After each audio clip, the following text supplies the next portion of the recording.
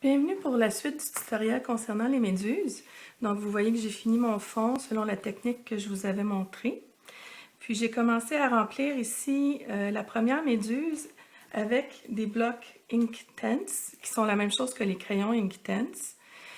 Juste vous mentionner que si vous utilisez des blocs Inktense, attention à toujours prendre la couleur du côté où c'est pas les numéros qui indiquent la couleur du bâton. Comme ça, si vous avez besoin d'en commander d'autres, vous allez pouvoir le faire grâce aux numéros qui sont ici sur une des extrémités du bâton. On dit qu'il y a plusieurs façons d'utiliser les bâtons. Je les utilise toujours avec un pinceau, mais on peut aussi les utiliser comme un crayon pour remplir des espaces comme ça avec les coins qui sont aux extrémités des bâtons.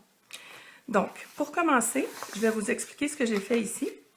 Premièrement, j'ai pris un crayon, le numéro c'est le PC 103, qui est bleu céruléen.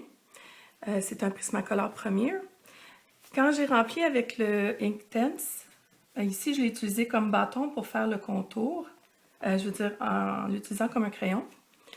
Puis après ça, tout ce que vous voyez, le reste, c'est comme je vais vous montrer, avec un pinceau comme ça, qui est un pinceau à réservoir d'eau.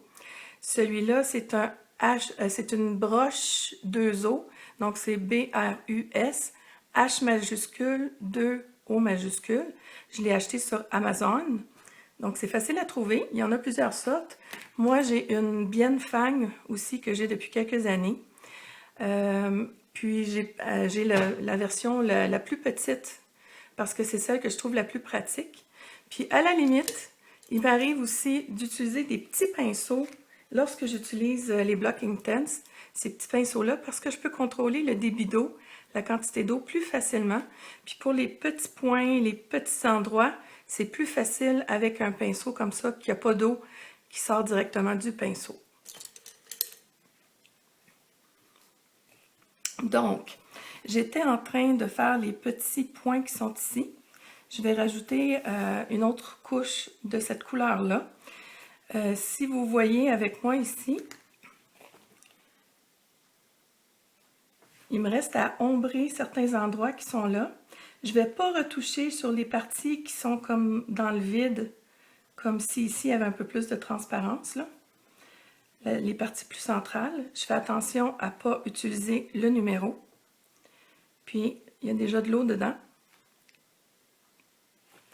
Donc, pour les parties centrales, je vais aller rajouter un peu d'encre pour montrer que cette partie-là est plus opaque. Je fais juste délimiter comme ça rapidement, là, mais je ne vais pas toucher les extrémités. Puis vous voyez que je vais chercher la couleur directement sur le bâton, donc ça me sauve une étape par rapport au crayon, parce qu'avec les crayons Inktense, il faut constamment colorier l'espace et ensuite aller appliquer l'eau. Ou encore, j'ai des crayons aquarelles. Vous pouvez aussi prendre votre crayon aquarelle. Ça, c'est pas un Inktense, là, c'est un Derwent Watercolor bien ordinaire. J'ai vu aussi qu'on peut faire ça comme ça, puis appliquer la couleur comme ça. Ça se fait très bien aussi. C'est juste que je trouve la quantité d'encre disponible dans les crayons, je la trouve un peu inférieure au bâton. Puis comme moi, je ne vais pas utiliser beaucoup les crayons pour aller colorier avant, puis au besoin, je vais prendre mon bâton pour prendre un des coins. C'était pas nécessaire. Donc, pour cette raison, je préfère ça. Donc, je continue à remplir aux endroits où je désire foncer. Puis vous allez voir ici que quand j'ai appliqué ma couleur, je suis partie du bord, puis j'ai poussé ma couleur vers l'extrémité pour qu'il y ait plus de transparence au bout. Donc j'ai appliqué comme ça le long, puis une fois que j'avais épuisé un peu la couleur, je suis revenue pendant que c'était mouillé, puis j'ai poussé un petit peu la couleur comme ça. Parce que je vais faire avec mon bleu céruléen après, c'est que je vais aller colorier un peu les parties qui sont supposées être transparentes. Exemple, je vais appliquer un petit peu de bleu ici, très peu, juste pour montrer que la couleur de l'océan paraît un petit peu à travers ici. Donc, si on a des parties qui sont plus pâles, plus foncées, ça n'a pas d'importance. Fait que vous pouvez voir ici. Comme ici, il y a 2 épaisseurs en arrière plus ça, j'en mets pas sur cette superficie-là, mais je vais aller en appliquer en dessous comme ça. Ce que j'ai fait, j'ai pris le bleu qui se rapproche le plus à mon halo ici. Parce que certaines méduses sont lumineuses. Alors, ce que j'ai voulu représenter avec mon contour un peu plus clair, c'est que ma méduse dégageait de la lumière.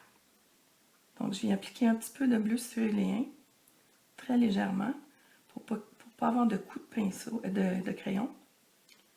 Puis déjà, on voit que ça donne un effet de transparence. Je le fais de l'autre côté aussi.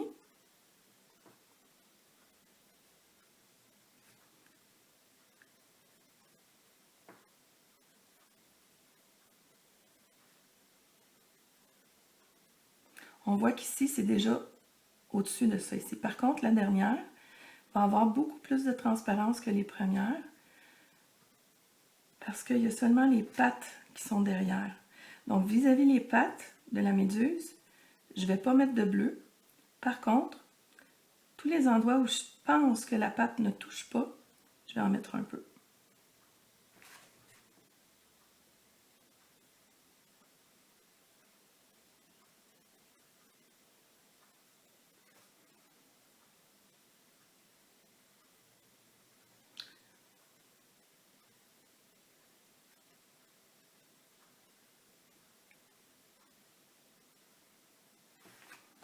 J'en ai appliqué en haut, j'en ai appliqué ici. Ces petites pattes-là, j'ai mis la couleur très pâle. Puis aussi, quand vous allez faire votre fondu avec l'huile de bébé, l'huile minérale ou le médium que vous utilisez pour estomper, n'hésitez pas à embarquer un petit peu, surtout du côté où vous estimez que c'est la transparence. Comme par exemple ici, là, je pourrais rajouter un petit peu de bleu sur les pattes pour indiquer que mes pattes sont légèrement transparentes.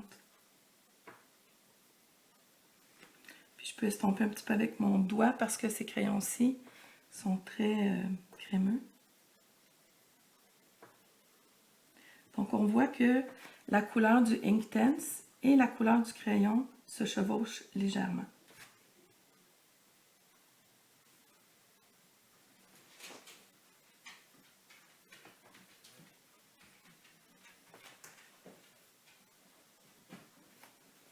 Puis en passant, l'huile qui est déjà appliquée en dessous là, peut me servir, peut m'aider à estomper en plus.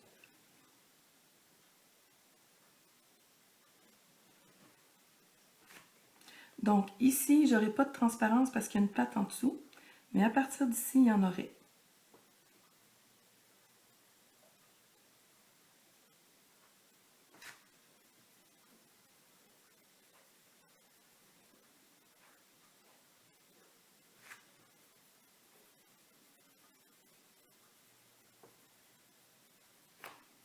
Puis vers la fin, moi je me dis que ça doit être un peu transparent aussi.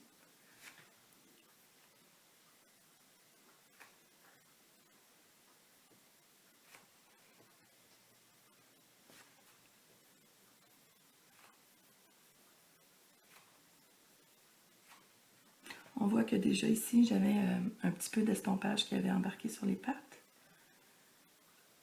La couleur se chevauche un peu, c'est super.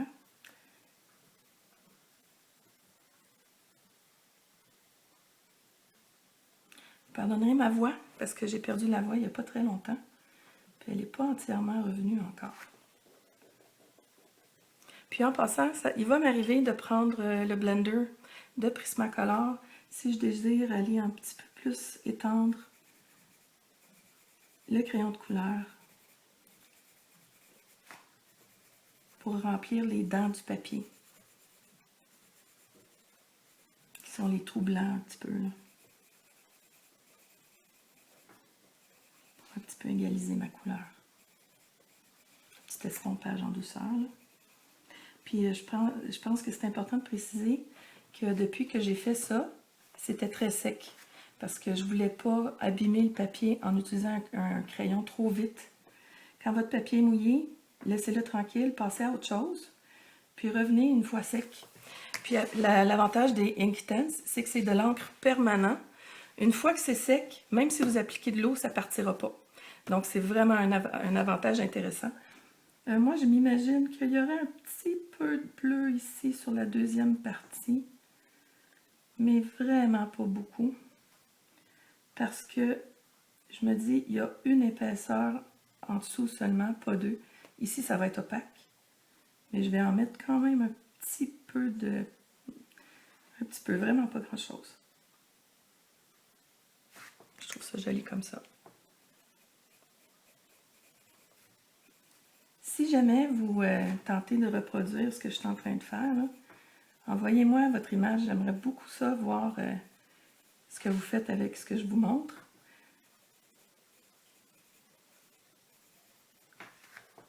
Bon, ici, il y a ce qu'on appelle du bloom. Quand un crayon de cire, quand il y en a trop, à moins que ce soit le papier qui est usé, là, ça se pourrait aussi. C'était peut-être encore trop mouillé, parce qu'on l'a appliqué ensemble.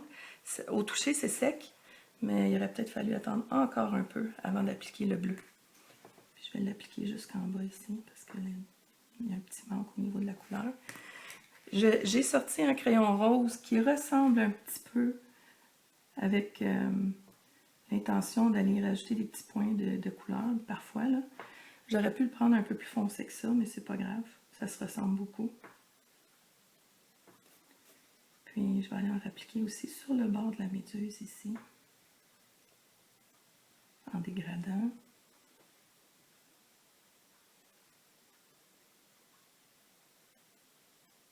Et voilà, je trouve ça plus joli comme ça.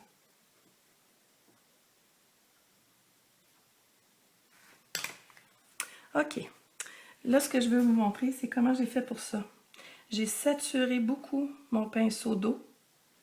Là, il y a presque plus d'eau qui coule, donc je ressors mon papier pour faire mes tests et mon papier absorbant. J'appuie sur mon pinceau pour faire sortir une goutte d'eau. Puis là, on voit que les gouttes tombent. Là, j'ai pas besoin de nettoyer le pinceau parce que le pinceau sert à la même couleur. Donc, tantôt, ce que j'avais fait, c'est qu'il y avait... je vais prendre un crayon noir pour faire une forme sur le papier, là. Des petites formes. C'est le petit bras de la méduse ici, là, la petite patte. Les cercles étaient plus petits que ça, mais je veux juste vous montrer comment j'ai fait pour l'appliquer. J'ai déposé une goutte plus dense. Je ne suis pas allée essuyer mon pinceau avant parce que je voulais avoir une couleur opaque. Et j'ai tout simplement rempli le cercle en laissant le noir, en faisant attention à ne pas toucher au noir. Puis ça fait comme une petite bulle d'eau. Une fois sec, ça va être complètement plat. Et voilà. Puis on voit que le pinceau était vraiment bien saturé. Donc pour cette méduse-là, je pense que j'ai terminé parce que je vais avoir des méduses qui ressemblent à la réalité, puis sont souvent monochromatiques.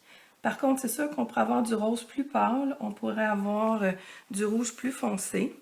D'ailleurs, la prochaine méduse qui est ici, ou à moins que ce soit la troisième qui est sur le côté, je vais peut-être la faire dans les teintes de jaune et orange.